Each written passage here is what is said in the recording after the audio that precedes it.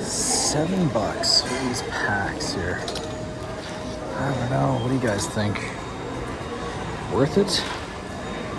I don't see anything on the side here that indicates that there might be full arts or ultra rares. But I don't know. I'm gonna walk around the store and think about that. $7. No way. Not this time. We created it. Not this time. No, not this time. It's totally made up.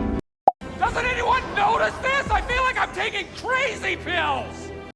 You know, there would have been a time that I'd actually pick up those grab bags, but honestly, $7 for the cards that I'm assuming are going to be in there are going to be all really new. If they were vintage or something like that, from even the black and white era, I would be a little more, I guess, curious to see what was inside there.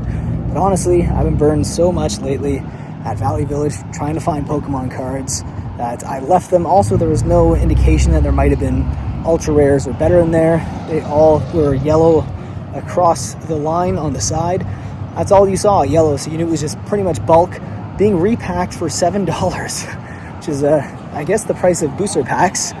Actually, booster packs right now might be more expensive, but that's where we're at right now in 2025, unfortunately. And that's why I wanted to make this video more of a discussion than anything else. You know, again, normally I would be buying that and opening it on the channel, but it just doesn't make any sense anymore.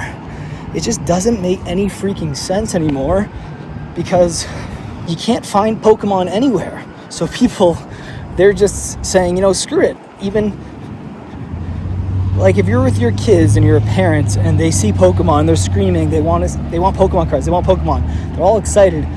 You know, you're tempted to just, you know, scratch that itch, even though you know probably as a parent, maybe not all parents know about Pokemon, but you probably know it's going to be crap, bulk, repacked garbage, and that's literally 90% of the time. That's probably what it's going to be. You have much better odds opening a random pack of Pokemon cards, a real sealed pack of Pokemon cards. Unfortunately, you can't find that anymore.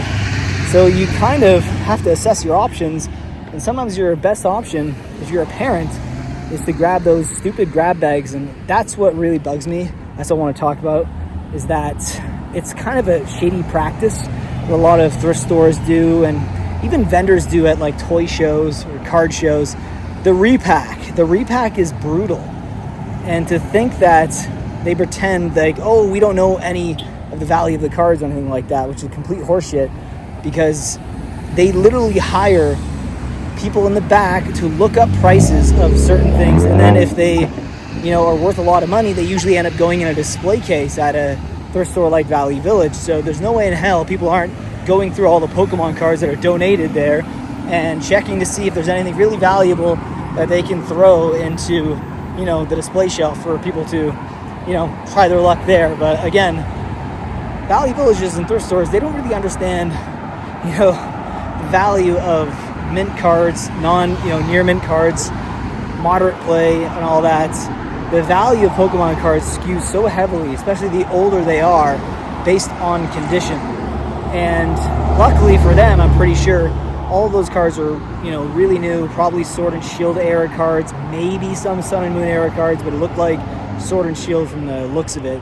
So the likelihood of you getting any value, even in bulk, for Sword and Shield is minimal, like slim to none. And unfortunately, that is kind of what they're doing at thrift stores nowadays.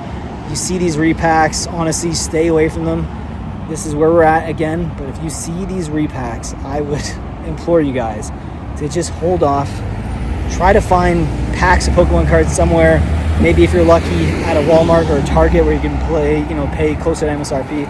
But let's be honest, it's getting harder and harder to find Pokemon nowadays at places like Walmart. Speaking of Walmart, right there, across the street. Actually, I might head there now, test my luck, see if there is actually any Pokemon cards. But, again, I doubt it. But anyways, just a short little video. I normally, again, would have been opening stuff on the channel, but not today. I'm not doing it today. The prices are just ridiculous. If it was $3.99, maybe I'd test my luck, and film a video, but for $6.99, and there's no indication there at all that there would have been anything of value, I'm gonna have to pass on that.